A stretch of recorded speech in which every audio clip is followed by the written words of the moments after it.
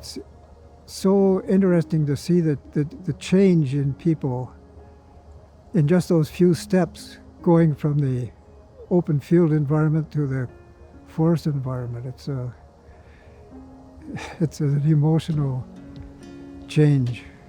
It gets you to wonder how it got here. I think that's part of my interest in history too, is why are the forests the way they are?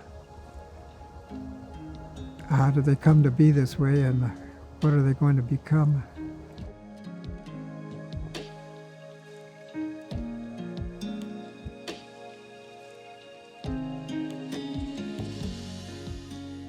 So Dad has always loved the forest, and when we were kids, he would always take us for hikes up in Jasper. And there were 5 of us, and we'd all pile in the car, and then he would start talking about the landscape, about the trees, and telling us what we were going to be seeing, and we would all do an eye roll and moan. But his stories were always interesting and engaging and exciting, and we always learned something.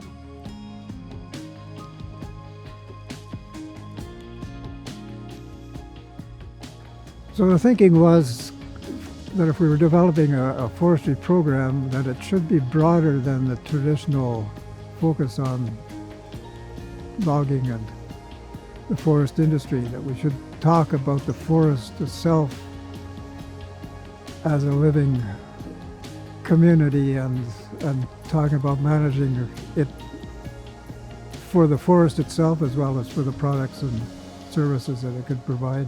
Being a part of the U of A forestry program to me was exhilarating. It was another level of involvement in the educational process, and I hadn't realized or appreciated how rich an environment it was at the university. Students we got were just such wonderful people with a diversity of opinions and interests and but capabilities that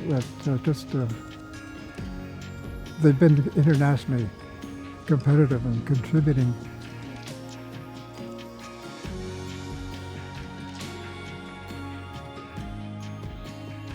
I think that at some point in your life, you get to a point where you have to look back and see how blessed you've been.